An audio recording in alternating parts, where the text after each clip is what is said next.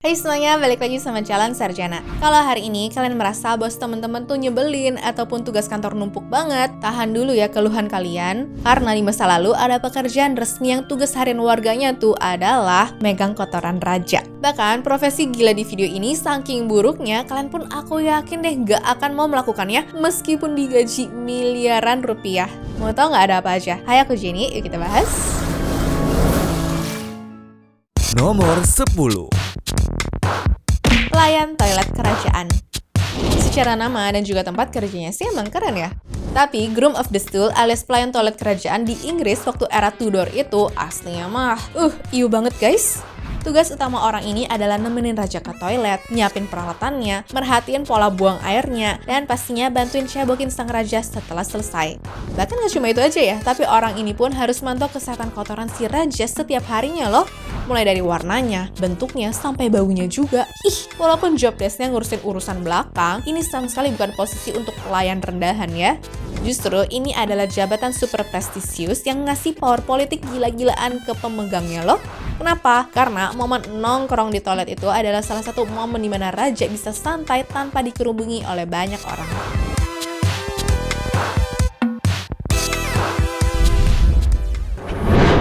Nomor 9. Burlak.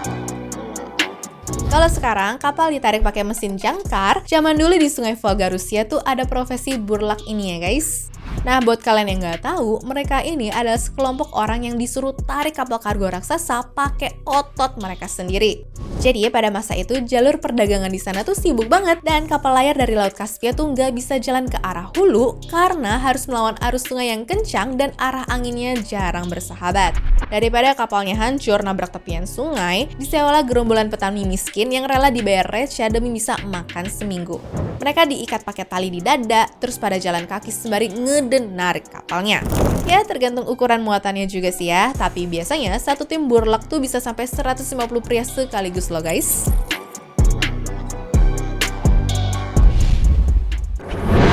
Nomor 8. Pekerja pabrik korek api. Di zaman sebelum ada kompor gas ataupun lampu listrik, api itu ya ibarat macam nyawa untuk masak sampai penerangan, sehingga bisnis pabrik korek api itu lagi cuan gila-gilaan. Sayangnya, bahan utama korek api pada saat itu adalah fosfor putih yang gampang terbakar tapi super beracun. Dan masalahnya, ribuan gadis muda saat itu dipaksa kerja shift 10 jam sehari cuma untuk ngurusin jutaan batang korek api dong. Efek menghirup uap kimia ini setiap hari bisa menimbulkan penyakit yang bernama Fusi jaw. Dimulai dari sakit gigi biasa, gusi bengkak bernanas, sampai akhirnya nih seluruh tulang rahang mereka membusuk dan juga hancur. Kalau udah parah, resikonya pun adalah kematian. Gila kan?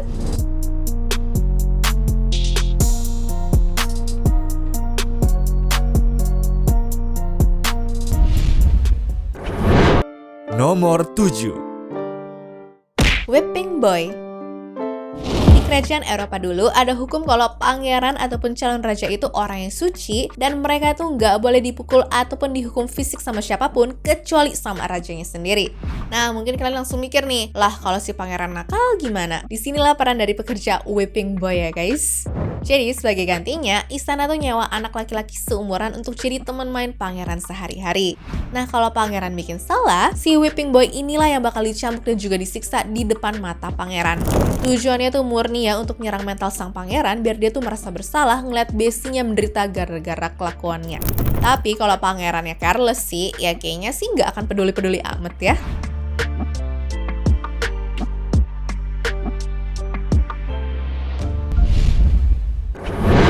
Nomor 6.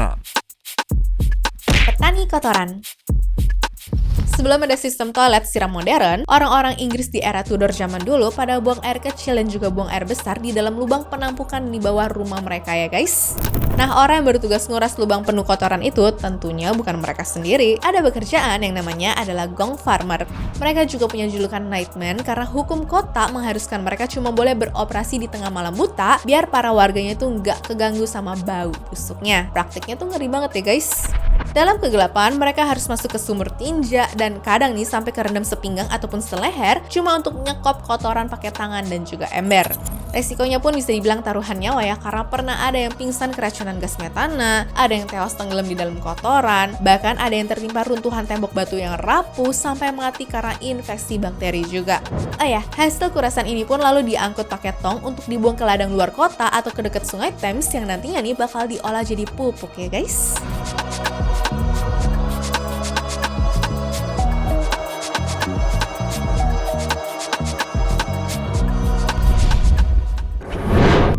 Nomor 5. Human chess. Pernah kebayang main catur tapi bidaknya pakai manusia beneran nggak? Udah gitu waktu bidaknya dimakan, kamu tuh harus acting kejang-kejang pura-pura mati di lapangan. Jadi faktanya di beberapa kerajaan ataupun acara bangsawan kaya zaman dulu, mereka tuh suka main catur pakai orang beneran yang akan disuruh pakai kostum berat, lalu berdiri di atas papan catur raksasa di bawah panasnya matahari, dan nggak boleh gerak sama sekali sampai si pemain tuh mindahin sendiri dong. Bener-bener nggak kebayang sih ya betapa capek dan juga gerahnya tuh guys.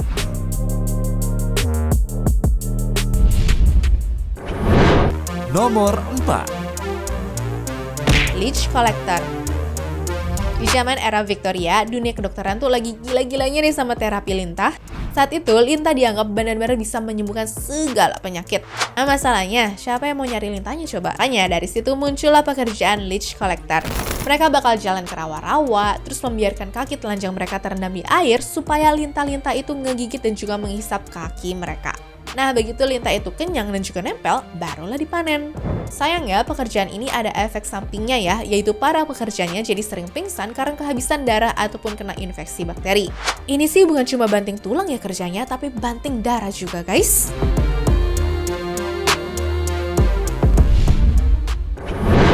Nomor 3. Tanner. Sebelum tas atau sepatu kulit dikecam sama berbagai organisasi di zaman modern, dulu itu proses bikinnya benar-benar bikin muntah banget ya guys. Kenapa? Karena para tanner ataupun penyamak kulit ini harus merendam kulit hewan pakai urin manusia biar bulunya tuh pada rontok, kemudian didimin sampai membusuk dan diolesi campuran kotoran anjing sama merpati biar lembut. Aku ngebayangin aja udah mual sih. Bahkan di beberapa budaya kuno, para pekerja wanita tuh katanya harus ngunyah kulit hewan itu pakai gigi mereka biar empuk loh. Ya nggak heran sih ya kalau sekarang tuh diprotes habis-habisan kan?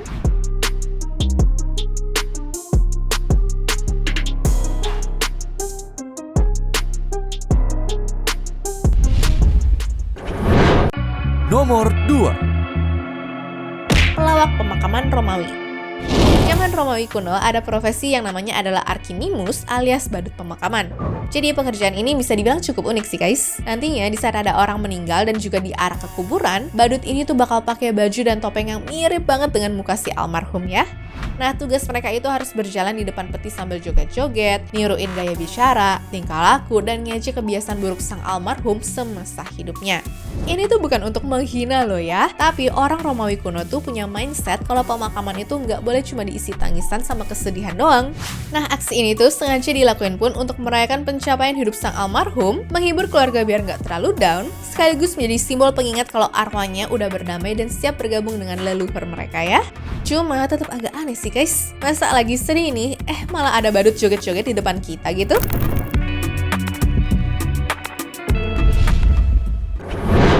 Nomor 1. Pharaoh's Anus Blower. Dan peringkat pertama pekerjaan paling gila menurut kita jatuh kepada Pharaoh's Anus Blower atau bahasa resminya Shepherd of the Anus. Yes, ini adalah dokter spesialis proktologi alias dokter bagian belakang di zaman Mesir kuno ya. Tugasnya tuh ngapain sih? Jadi Firaun itu kan dianggap dewa nih. Nah, sebagai dewa, pencernaannya tuh harus benar-benar bersih. Makanya tugas si dokter ini tuh bakal masukin air obat ke dalam anusnya Firaun pakai alat tiup khusus biar ususnya tuh bersih dari kotoran. Ya ibaratnya mah biar nggak usus buntu, makanya ada profesi ini ya guys. Gaji tinggi, jabatan dipandang, tapi harga dirinya sudahlah. Anyways, cukup sampai di sini ya guys video hari ini. Sampai jumpa di video selanjutnya. Dah.